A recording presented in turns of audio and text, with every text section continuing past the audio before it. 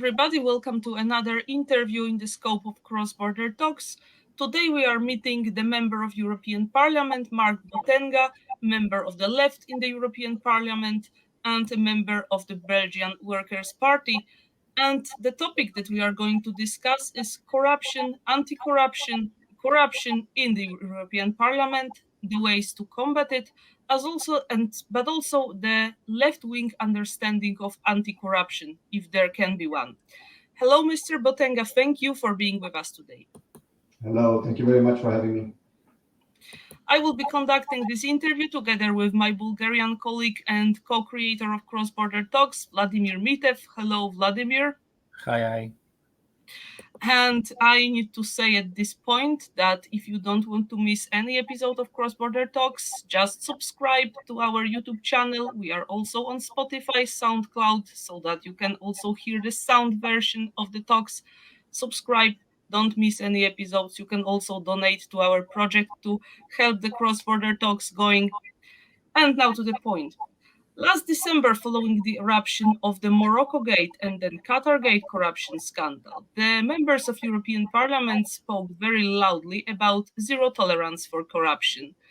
The left in the European Parliament, however, published a statement after that in which they claimed that the European Parliament, has not lived up to its promises.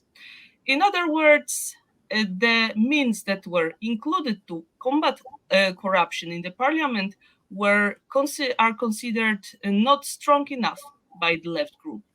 The left group also stated that there are more problems than just mere corruption. There is corporate lobbying and other issues that need to be addressed if we want to come at accountability and integrity around the European Parliament. As citizens of Europe, I think we all want our representative to be honest and to be working for our common good. Then, what is going on in the European Parliament and how can corruption be eliminated from this area? Mr. Botenga, so my question will be then straightforward. Does the European Parliament generally fight against corruption now at the moment? And if the means employed are too limited, then why? Well, I think it's a structural problem. I mean, we need to obviously make a difference between corruption, which is illegal, and let's say influence, corporate influence or other influences, which can be fully and totally legal, but which obviously are not, let's say, what citizens want or expect from their representatives. So illegal corruption, it's very easy. It regards some of the allegations that have been made in the framework of what has been called the Qatar Gate. Sometimes with images that remind us of very old, perhaps mafia films, with images of suitcases of money, of I don't know, all kinds of things that we traditionally associate to very traditional corruption cases. So this is one point, which is obviously illegal, and these illegal practices, of course, need to be dealt with by law enforcement, and we can, and we should guarantee the most complete transparency on this. I mean, whatever can be done should be done to make it clear that any illegal practices are not only made more difficult, but are also, how would I say, dealt with whenever they happen in the most efficient and effective way. But this is only part of the story. The other part of the story, and this is where I think we have a different view, let's say, when we look at it from the left, regards the legal forms of influence and the culture of money inside the institution. Because if you look at these illegal corruption cases, why do we say it's a structural problem? It's a structural problem because clearly the people that have been involved do not consider it a problem, do not consider it weird to have these amounts of money going through either through their hands or through their bank accounts. While obviously most citizens will never, ever in their life come close to the amount of money that has been recovered in the framework of this Qatar Gate. So there's a culture of money that has created, let's say, a loss of awareness of what, what are we, who are we defending? Because if you're defending, for example, people that cannot make it to the end of the month, how can you really represent them? How can you really defend them if you yourself not only have extremely high salaries, but have moreover the potential to get a lot of benefits, extras, some of them legal, some of them illegal. So I think when we speak about the culture of money, and this is mostly based on what is legal inside the European Parliament or indeed inside the European institutions. And let me give examples. You have today members of the European Parliament that gain much more money outside through side jobs than they do through their parliamentary representation. You have members of parliament, they gain up to 100, 200,000 euros, perhaps more a year through side jobs because they're on the board of some kind of financial corporation or because they have another complementary activity in the private sector. Now, obviously, the question is then this is legal. This is completely legal. Question is, who are you really representing here? Are you representing the citizens or are you representing the company you're really working for? And the company that in a fully legal way pays you 100,000, 200,000 euros a year. So what we've been saying with the left is that we need to break with this culture of money, which apparently makes it completely normal in the eyes of a number of members of parliament to live a lifestyle that's much closer to the lifestyle of the European bourgeoisie than it is to the lifestyle of the majority of European workers and citizens. So is the European Parliament going far enough? No. And let me very, very briefly, very simply tell you why. In December 2022, at the height of the scandal, let's say, and the scandal erupts, European Parliament adopts a very strong resolution with a number of important measures on transparency, worrying as well about the side jobs of MEPs, saying this is unacceptable and so on. A little bit later, there's a proposal from the President of the European Parliament, Roberta Metsola, which is already a lot more limited. It does not copy all of the measures proposed in this resolution of December. And step by step, unfortunately, inside the discussions, and these discussions have not been very transparent, these discussions have been taking place very often behind closed doors. We have seen that step by step, the proposed measures that were voted by a very large majority in December have been watered down and have been weakened so as to basically limit the kind of transparency and the kind of checks and balances that were proposed in December. We have seen that rather than focus on, for example, also on the culture of money and corporate influence, the shift has been decisively done towards a narrow focus on third parties, third countries trying to influence European policy, which is part of the discussion, of course. But the discussion should be much broader and should be about the not the legal but illegitimate ways of influence that many European corporations are exerting on European members of parliament. So you basically argued that until corporate lobbying is properly addressed and regulated, then there will be no accountability, no integrity in the European Parliament.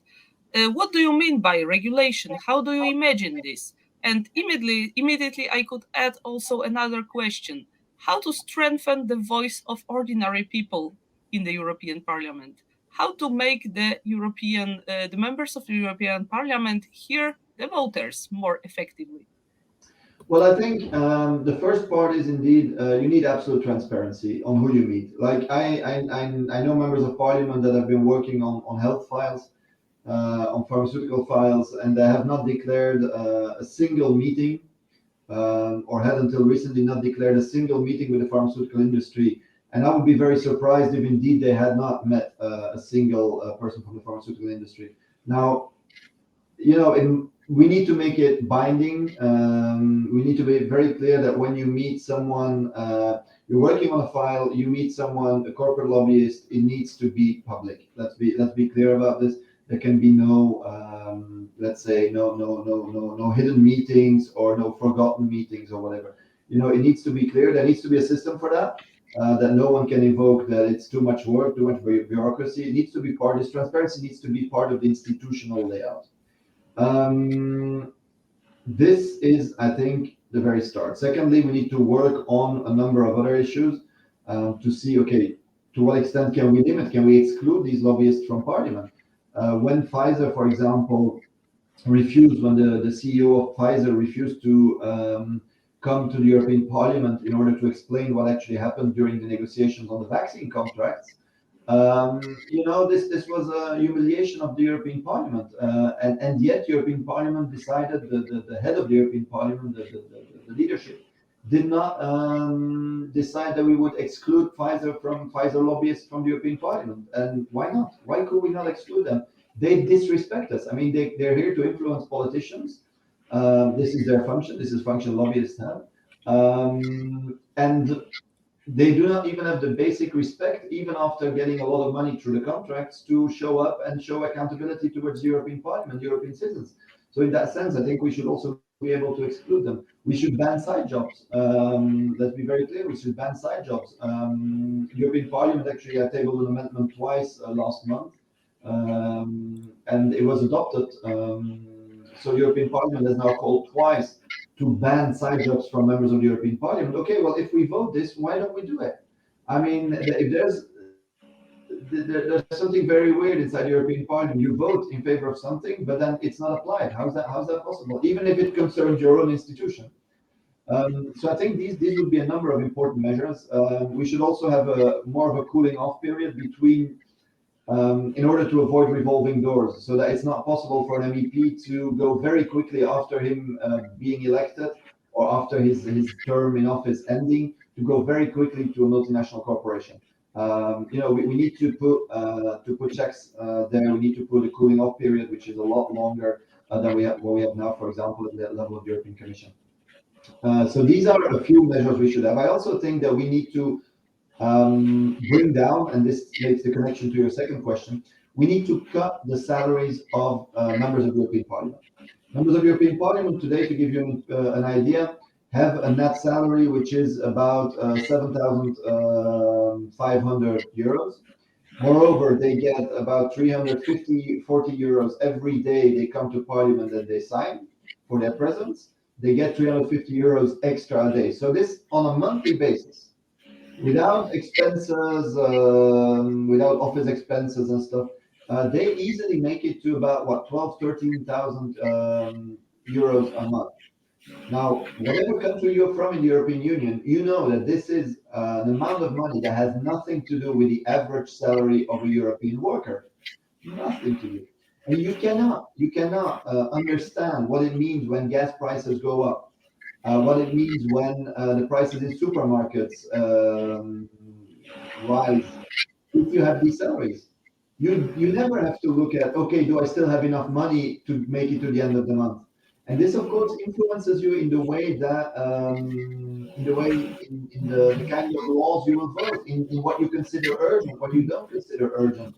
So we need to bring these salaries down. This also goes to the European Commission. You know that Ursula von der Leyen, chairwoman of the European Commission, she gets about 30,000.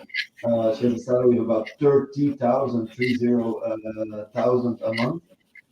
These are amounts of money that honestly disconnect you completely from the common working class of Europe. So I think it's important for us to cut down on these salaries. Now, there's a second part, of course, how to make citizens' voice heard inside Europe, and that has to do with mobilization. The times that you really heard inside the institutions is when there's a strong movement outside.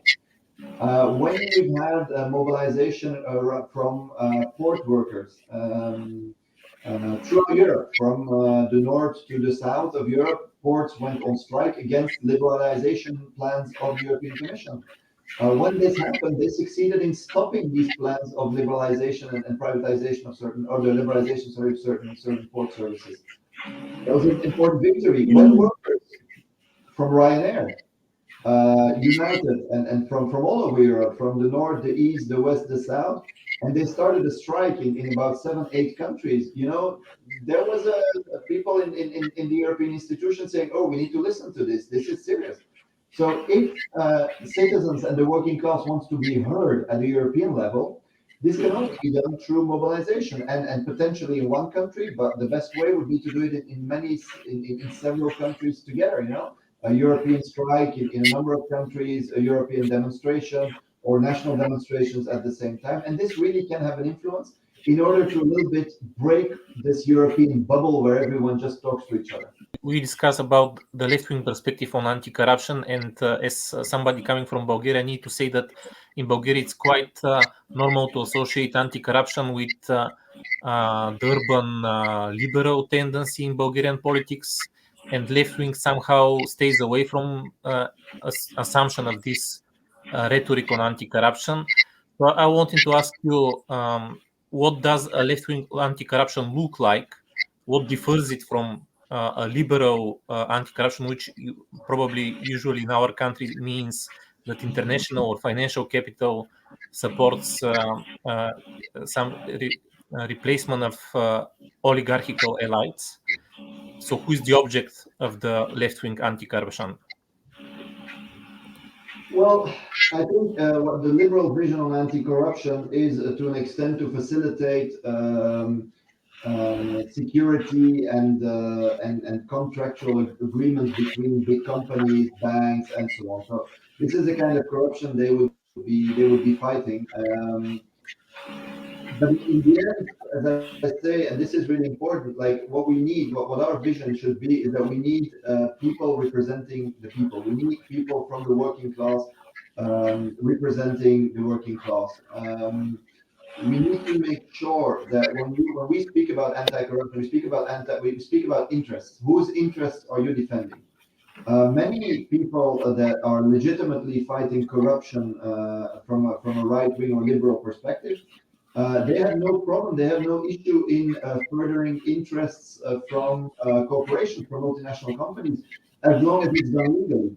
Now, for us, of course, from the left and from a working class perspective, what we want the interests of the working class to be heard. And in order to do this, we need to fight, how would I say, for a completely different political culture. A political culture that forces representatives to listen to the working class. And this can be done, as I said, through mobilization, through strikes, through direct pressure. It should also be done by bringing the working class to parliament. Parliament, I don't know how it is in Bulgaria, but in many European countries, parliament is filled with people that are, so-called liberal professions, that come from liberal professions, people that come from sometimes directly from the high circles of business. For example, at the European Union level, a European commissioner like Thierry Breton, he was a CEO of a French multinational just before he became commissioner. So the influence and the corporate interests, they are often in a very legal way and completely legal way, very well represented by these people. What we need to look at is, okay, how do we impose politics, policies in favor of the working class? And for that, one of the main things is that we need people that are close to the working class rather than close to the bourgeoisie. For this, one of the things, for example, which is fundamental for me, is what I said, is that you need to bring down salaries. You need people that go there because they want to fight, they want to struggle for the interest of the common worker, and not for their own career. Because it's very nice. You get elected, and then you get a great salary. You're guaranteed a great pension. So what we need is to make sure that people getting into public office, they do that for the cause, and for the cause, of course, of that, from our perspective, the working class. So this is really fundamental. And of course, from a left-wing perspective, we support as much transparency as we can get. This is, transparency is important. Controls, checks are important, but let's never make the mistake to forget about the main, like the indirect ways of influence, the indirect ways, the illegal corruption, the kickbacks, and so on. This is something which is widespread. We know this, but the indirect and more legal ways of influence, they are just as much and probably more widespread still. So what we need to say is that, okay, whose interest are you fighting for? Whose interest are you defending? And be very clear about this. Whose is it? So you table this amendment. This amendment directly defends the interests of the pharmaceutical industry and goes against people that need more affordable drugs. You are tabling this. This facilitates speculation in the banking sector or speculation in the agricultural sector.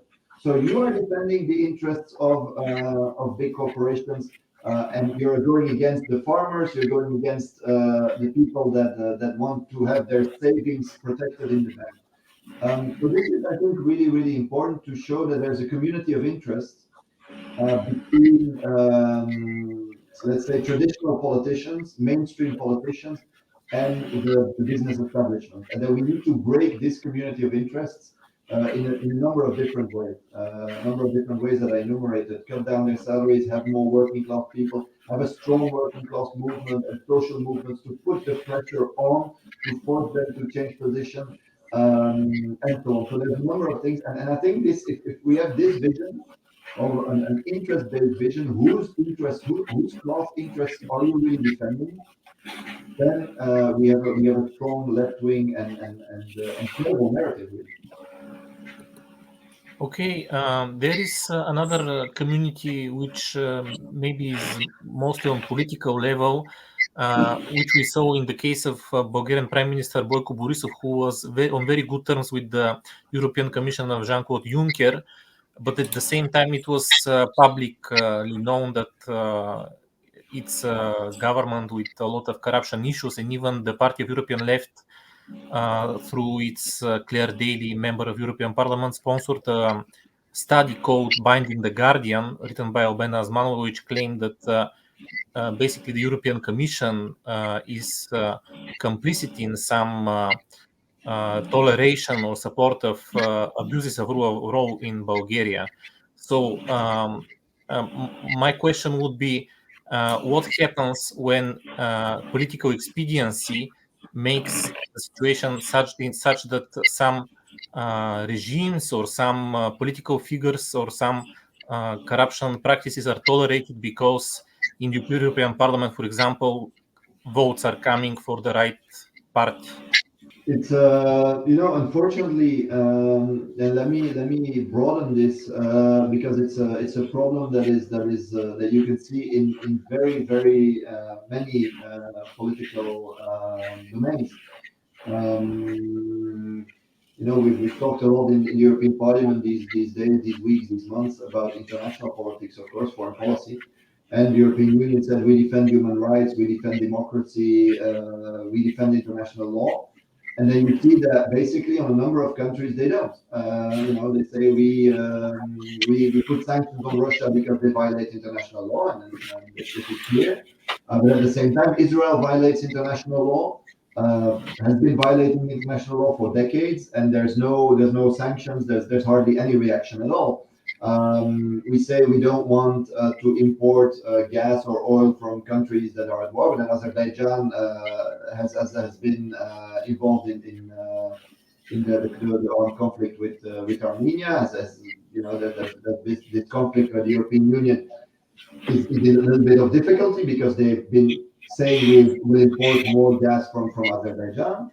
There's been the Saudi war on Yemen, and then yet we import oil from Saudi Arabia. So why am I saying this? Because basically, what is then preferred is the interests. It's like the European Union considers the interests of supporting Israel more important than respecting internet or imposing respect for international law. And there's a number of these examples where we have spoken about double standards. And where the double standard, of course, depends on what? Not on the big values or on proclaimed values, but on the concrete interests. On the interests of, like, we want gas or oil from this or that country, aside from the fact that if they're involved in an armed conflict, in a war, in the colonization or illegal occupation of territories. And the same thing can indeed be said for other topics, other files inside politics, and I'd say inside the European Parliament, but also inside other national parliaments, of course. That is that there's the nice rhetoric about, we defend values, we defend whatever, but in practice, it's all about interests. It's all about, I would say, generally economic interests. And so this will define what position will be taken or what position will not be taken. Why have we in the European Parliament spoken so much about certain countries and we have never spoken about other countries? This has there's a clear political fight behind this. We with the left, to give you an example, to speak about a topic which is not directly corruption, but we've tried to put on the agenda the repression of demonstrations in France. This was refused. We could not speak about the repression of demonstrations in France. While if it happens in a country somewhere else, it's an important topic inside the European Parliament. And you can still, you can still have a debate saying, yes, but I'm in favor or against this policy or in favor. But the fact that even just the debate was refused shows that there's other interests behind it. And so what I think, and this goes back to what I said before, we really need from our perspective to say, okay, what is going on? Where lies the interest of the people we represent? What are what's the working class defending? What's in the interest of the broad working classes of our country, of our continent? And how can we defend this? And also not be afraid to denounce it. Not to be afraid to say, hey ho, this kind of either corruption or influence or whatsoever, we will bring it out. There's stuff that cannot be accepted. I've worked a lot on, for example, the text messages as well between the chairman of the European Commission and the CEO of Pfizer. This has been named as malgovernance by the Ombudsman, so the institution of the Ombudsman of the European Union. The Court of Auditors of the European Union has criticized these text messages, saying this is not normal in a negotiation on contracts to have these parallel text messages, WhatsApp messages. And we need to bring this out and to make people aware of it. For if we only think in parliamentary terms, if we're there to say, but the parliament does this or they vote this, we're not gonna win it, because inside this bubble, things are not gonna change. The way to change things is to bring stuff out to the public and then mobilize people and say, hey, this is not normal. This should not be accepted. And not only, by the way, not only in electoral times. Elections are one moment, but there's other how would I say, there's other moments continuously throughout the year where we need to be saying, listen guys, this is not acceptable, and we need to mobilize, as I said, because some leader is too close to corporate interests, because there's stuff going on that's unacceptable, because they're giving themselves privileges. They should not be entitled to very expensive trips, for example, and so on and so on. And this is a daily or a regular, at least, part of our work, to bring out these scandals and to say an alternative is possible. Okay, let us finish with a question which may sound very naive, but in any case, for me, it makes sense. It's been discussed that, and you also maybe said it, that usually in national parliaments or in national governments, the big business is somehow more represented, and it tends to these authorities are also somehow related to the communication with European institutions and absorption of European funds. So in the case of Bulgaria, there is some rising anti-European or anti-Western sentiment, and probably one of the reasons is that European money are not in fact benefiting or reaching the common man in such a level that has to happen. So the question namely is what can be done so that European money reach deeper to societies of the periphery of the EU?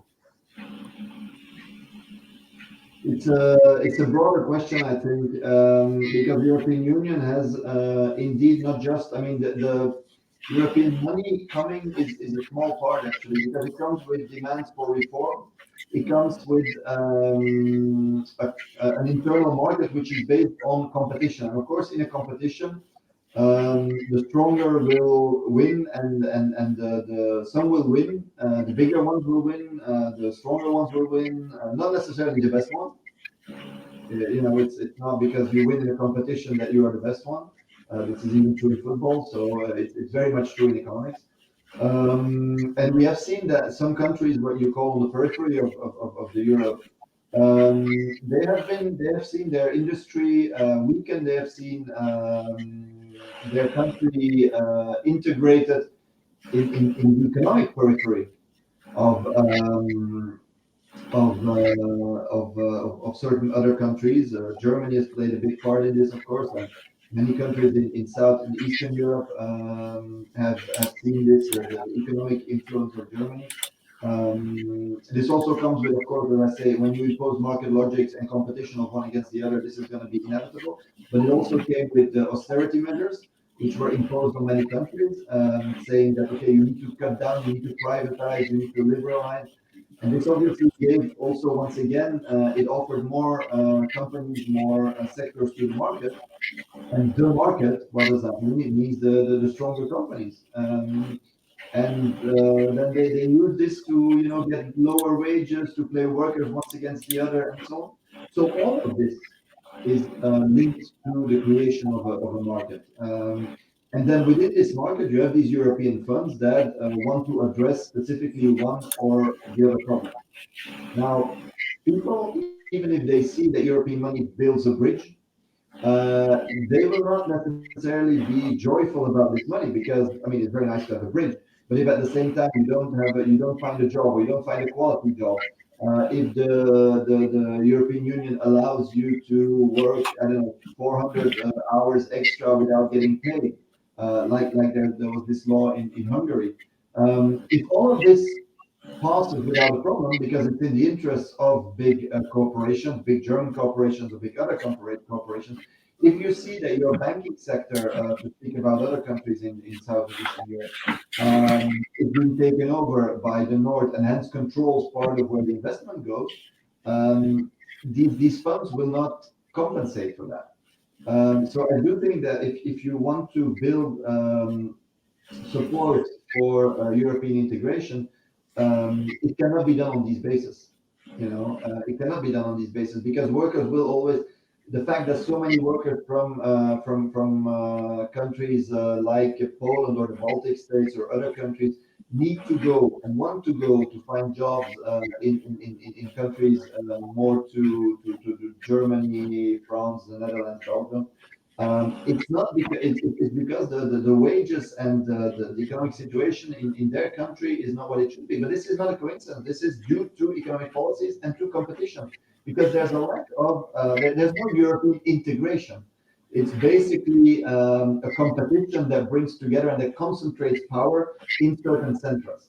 So if we want to break, if we say we want support for more solidarity, then we really need to look at, okay, we have a common interest between workers from, I don't know, Belgium, France, and, I don't know, Bulgaria or Poland, in order to break with a mechanism that puts one against the other, in order to bring, for example, wages down. Yeah. Now, this then would bring a dynamic of a completely different Europe. Not a Europe that would be there, we'll give you some money, but in exchange, you need to privatize this, bring down wages, be more competitive. But a Europe that would say, okay, listen, we want to get wages up, We want to get a spiral towards the top. A positive evolution rather than always generalizing the word things and going there where costs and salaries are lower. But this requires European solidarity, true European solidarity. This requires cooperation. This requires European funds at a much higher level, especially now with the transition, the climate transition, the digital transition. European funds and solidarity funds at a much higher level that go in the first place to those countries and those regions that need it most. We've seen that now recently the European Union has liberalized state aid rules, but which countries have been able to give more aid to their companies? This have been the wealthier countries, think Germany, France, Italy. So this increases the inequality inside Europe as well, inside the European Union. So it requires, let's say, it's not a matter of communication on these funds, the European funds. This is not the issue. The issue is the fundamental dynamic, market dynamic inside the European Union, which increases inequality and power inequality as well.